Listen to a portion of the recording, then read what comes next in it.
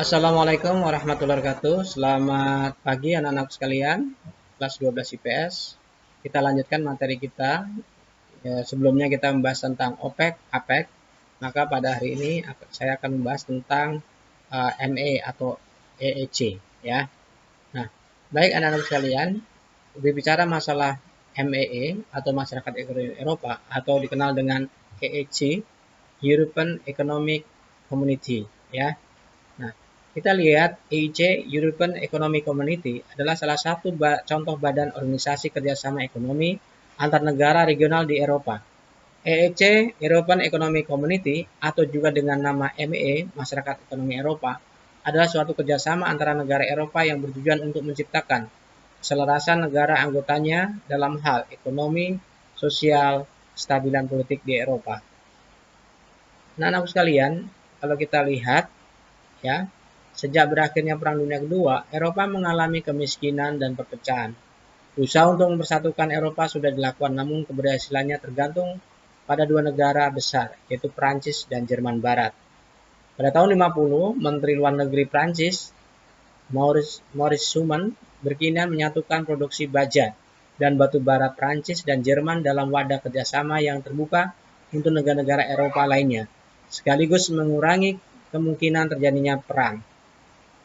Nah, kita lihat di sini, ini adalah pertemuan, keinginan itu terwujud dengan ditandatangani perjanjian pasaran bersama, ya, batu bara dan baja Eropa atau European Coal and Steel Community ICSC,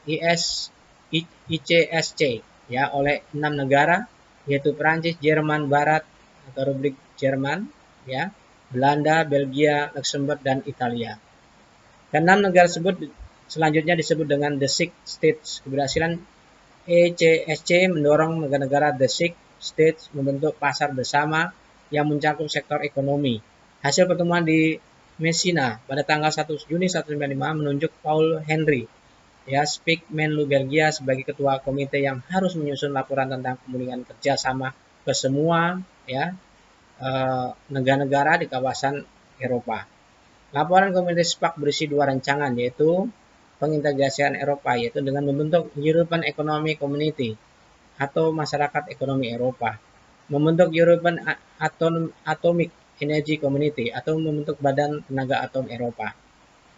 Nah, rancangan SPAK ini disetujui pada tanggal 25 Maret 1957 di Roma, dan kedua perjanjian itu mulai berlaku pada tanggal 1 Januari 1958. Dengan demikian terdapat 3 organisasi di Eropa, yaitu ICSC, EEC atau ME, dan Euratom, ya, atau IAEC.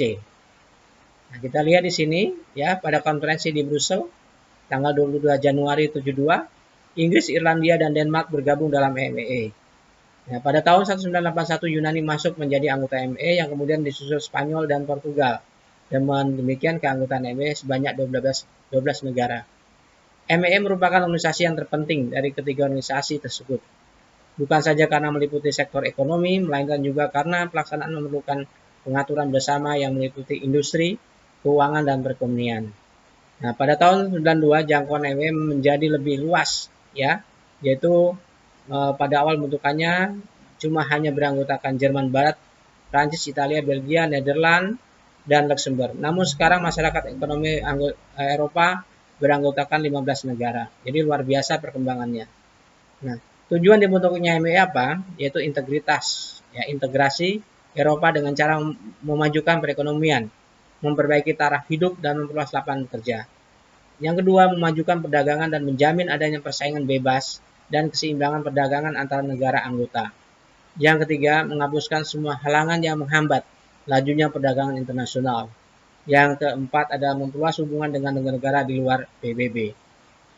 Kemudian langkah-langkah yang ditempuh MEE dalam mencapai tujuan antara lain meningkatkan taraf hidup tenaga kerja, menetapkan tarif yang tinggi terhadap setiap barang yang masuk dari negara lain yang bukan anggota, membentuk gabungan dan menyusun politik perdagangan.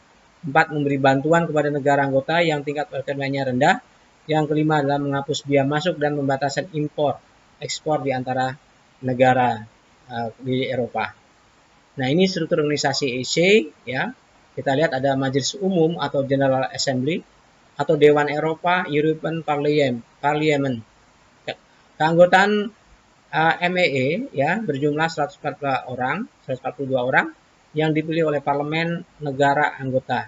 Tugasnya memberikan nasihat dan mengajukan usul kepada Dewan Menteri, kepada Komisi tentang langkah-langkah kebijakan yang diambil, serta mengawasi pekerjaan Badan Pengurus Harian atau Komisi MEE, serta meminta pertanggungjawabannya.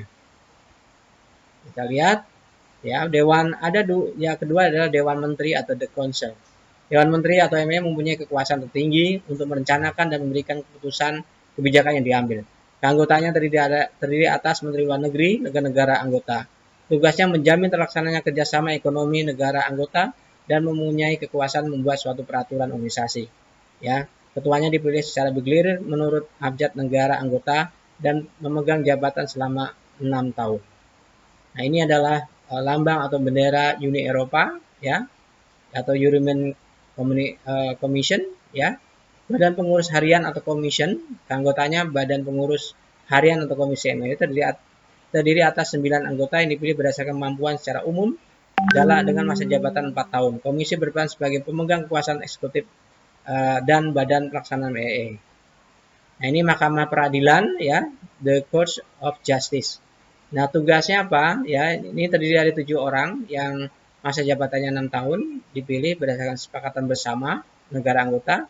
Nah, tugasnya adalah fungsi merupakan peradilan administrasi MEE, peradilan pidana terhadap keanggotaan komisi, dan peradilan antar negara anggota untuk menyelesaikan perselisihan yang timbul di antara para negara anggota. Nah, sekian presentasi dari kami. Mohon maaf bila ada kesalahan maupun kekurangan. Nah, sebelum saya tutup ya, anak-anakku sekalian, bahwa MEE ini adalah organisasi yang luar biasa, yang kemajuannya cukup pesat ya. Nah, kemudian ada masalah atau di belakang hari pada dewasa ini, yaitu dengan Inggris ya keluar dari keanggotaan MEE. Nah, coba Anda definisikan, analisislah ya kaitannya dengan sekarang, mengapa Inggris keluar dari keanggotaan MEE. Nanti kita gabung dengan presentasi kalian pada saat presentasi nanti akan saya tanyakan pertanyaan tersebut, mengapa Inggris keluar dari keanggotaan MEE. Berikan alasannya dan komentar kalian. Terima kasih. Wassalamualaikum warahmatullahi wabarakatuh.